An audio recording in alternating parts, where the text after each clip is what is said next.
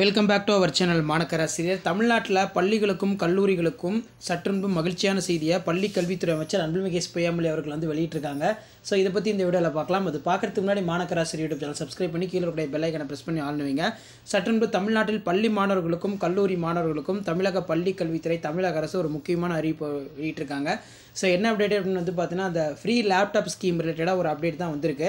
So அதன் அடிப்படையில் சற்று முன்பு வெளியான தகவல், மடிக்கணினி வழங்கும் திட்டத்துக்கு 2 நிறுவனங்கள் வந்து பார்த்தீங்கன்னா ஒப்பந்தம் பண்ணியிருக்காங்க. அதில் கல்லூரி மாணவர்களுக்கு மடிக்கணினி வழங்கும் தமிழ்நாடு அரசின் திட்டத்துக்கு 2 நிறுவனங்கள் வந்து பார்த்தீங்கன்னா தேர்வு. இதில் பார்த்தீங்கன்னா 5.6 அங்குல மடிக்கணினிக்கு அதை வரிகள் இல்லாமல் கிட்டத்தட்ட 40,828 விலை நிர்ணயித்து டெல் நிறுவனம் தேர்வு. அதே மாதிரி 14 அங்குல மடிக்கணினி வரிகள் இல்லாமல் 23,385 விலை நிர்ணயித்து ஏசர் நிறுவனம் வந்து பார்த்தீங்கன்னா தேர்வு பண்ணியிருக்காங்க. இப்போ டெல்லும் ஏசரும் வந்து பார்த்தீங்கன்னா உங்களுக்கு லேப்டாப் வந்து கொடுக்க போகிறாங்க. இந்த ப்ரீ லேப்டாப் ஸ்கீம் வந்து பார்த்தீங்கன்னா இப்போ மறுபடியும் அமலில் வரப்போகுது அப்படின்னு சொல்லியிருக்காங்க. மடிக்கணினி வாங்க ஆணை, தமிழ்நாடு அரசின் கல்லூரி மாணவர்களுக்கு 20 லட்சம் மடிக்கணினி வழங்குவதற்கான திட்டம்.